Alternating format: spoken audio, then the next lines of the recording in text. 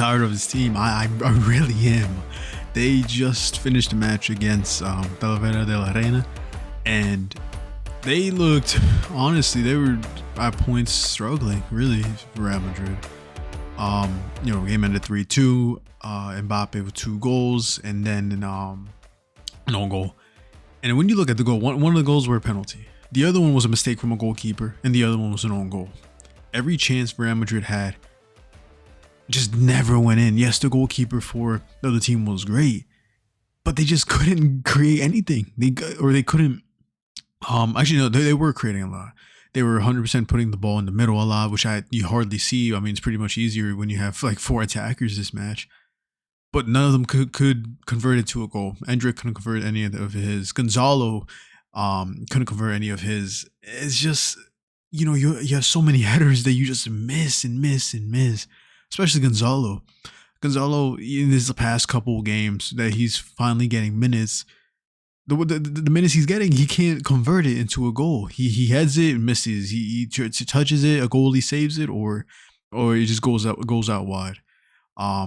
In the first half, Madrid should have been 4-0 up, something like that. They 100% should have executed those chances and get a goal and get a high score line in the first half. But no, it ended 0-0. And then just for the second half to just be a duel, it was pretty boring, really, in the second half. No Vini, which was really surprising. I wonder how that's gonna be in the headlines in a couple hours. Even a couple minutes, that's gonna be something. I'm surprised he didn't get a chance. Another player, I wish Thiago got a chance. He didn't really get anything. But Endrick starts, Gonzalo starts. They're 2 9s. I don't know. I didn't like seeing Gonzalo a lot on the sides of the pitch. There are times this match where I don't think this lineup proves, how or where they're playing, but he did a lot playing in the right hand side towards the outside of the box, which always confused me. He's a 9. You need to be, in the front in the box.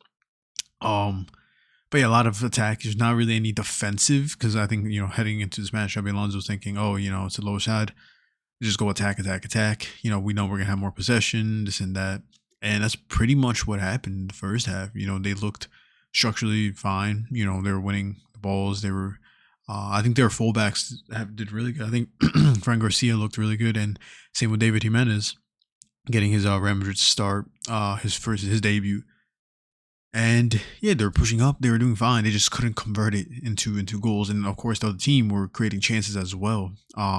You can't forget about that. They had a great game also. Or for the Sanders, they had a great game. In the first half, they could have had 2 goals. They had really good chances. Second half, in the last minute, if Luna didn't save that, Madrid would have tied right now, and everything would be in extra time. So it was really iffy. You expect. I expected this. I expected bench players playing. I didn't expect Vini to start or Rodrygo to start, Tchouaméni or any of that. I thought more Castile players are actually going to get chances. Only 2 of them. Jorge Sestero, and then of course David Jimenez, who's been Castile's main fullback for like 2 years now, or Castile's main fullback. I wish Thiago got a chance.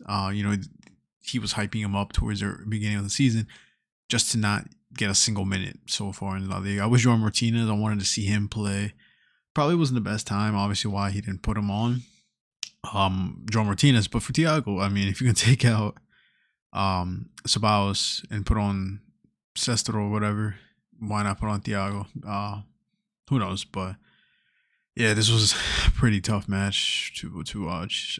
It's a lower side. It's a 3rd division side fighting, and you shouldn't be performing like that. Same with Barca. They should have been. That just proves how much talent there is, I guess, in Spanish football. But yeah, I'm just not happy because most of all of Madrid's goals were, don't want to say based off luck, but it's just nothing that led up to a goal, like Mbappe's deflection, or not a deflection, but goalkeeper mistake, penalty, and then own goal. It's nothing like creative, and the team's looking great scoring these, which they could have, but they just couldn't execute any of those.